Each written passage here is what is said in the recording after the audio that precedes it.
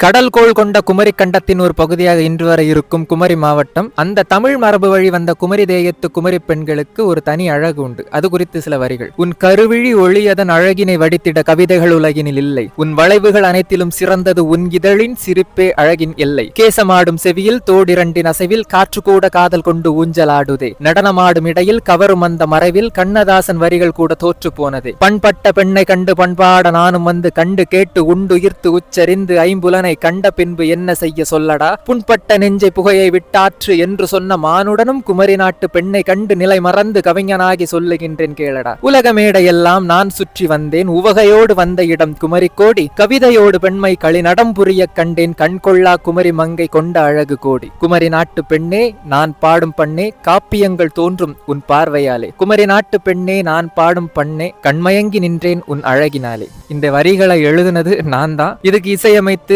பாடல் எழுதி அதை பாடி ஒரு தனி பாடலாக விட்டிருந்தேன் 2-3 வருஷத்துக்கு முன்னாடி. பெரும் கனவோடு நமக்கு திறமை இருக்குது, கண்டிப்பா நம்ம இதுல பெருசா சாதிக்கலாம், ஒரு தனி இசை கலைஞனா சாதிக்க வேண்டும்ன்றதான் என்னுடைய பெரும் ஆசை. நான் இதை வச்சு போட்டேன். ஆனா பெரிய அளவுல எனக்கு எதுவும் அதுல கிடைக்கல. நிறைய இந்த ஆடியோ லேபிள் நிறுவனங்கள் அவங்கள தொடர்பு கொண்டேன், எங்கேயுமே எனக்கு பதில் கிடைக்கல. முட்டி மோதி ஒரு சிலரை தொடர்பு கொண்ட போதுதான் எனக்கு இங்க நடந்துகிட்டு இருக்கிற விஷயம் புரிய வந்தது. அவங்க என்கிட்ட என்ன கேட்டாங்க தெரியுமா? உனக்கு ஃபாலோவர்ஸ் எவ்வளவு இருக்குப்பா இன்ஸ்டாகிராம்ல அப்படின்னு கேட்டாங்க. எனக்கு திறமை இருக்குன்னா என் வரியை பாக்குறீங்க, நான் அந்த எழுதி தரேன், இப்ப புதுசா வேணாலும் நான் உங்களுக்கு இசையமைச்சு தரேன் அப்படின்னு சொல்லிட்டு தனியா ஒரு பாட்டு அவங்களுக்குன்னு தனியா இசையமைச்சு கூட கொடுத்து காமிச்சு. ஆனா எதுவுமே வேலைக்கு ஆகல. ஆனா அவங்க கேட்டது ஒண்ணுதான், உனக்கு எவ்வளவு ஃபாலோவர்ஸ் இருக்கு, நீ இடையில ஏதாவது வைரல் ஆயிருக்கிறியா, அப்பதான்ப்பா எங்களுக்கும் வியாபாரம் ஆகும் அப்படின்னு. இன்னும் கொடுமையா ஒண்ணு நடந்தது. நம்மளுடைய குமரி மாவட்டத்திற்காக ஒரு பாட்டு நான் தயார் பண்ணி வச்சிருந்தேன், மெட்டமைச்சு எழுதி எல்லாம் முடிச்சாச்சு. ஆனா இதை தரமா நான் பயன்படுத்தணும் அப்படின்றதுக்காக அடுத்த முயற்சி எடுத்தேன். எங்கிட்ட இருந்த மடிக்கணினி பழசு, அதை வச்சுதான் அத்தனை நாள் பண்ணிக்கிட்டு இருந்தேன். அது செயலிழக்க ஆரம்பிச்சிருச்சு கொஞ்சம் கொஞ்சமாட்டு. வாங்குறதுக்கு என்கிட்ட பணம் இல்ல. சரி உதவி கேட்டு பார்ப்போம், யாருக்கிட்டயாச்சும் இந்த இசையமைக்கிற மாதிரி ஒரு பழைய கணினியை யாராச்சும் தயார் பண்ணி கொடுத்தீங்கன்னா அதை வச்சு நான் நம்ம ஊருக்கான பாட்டை நான் தயார் பண்ணிட முடியும். ஏன்னா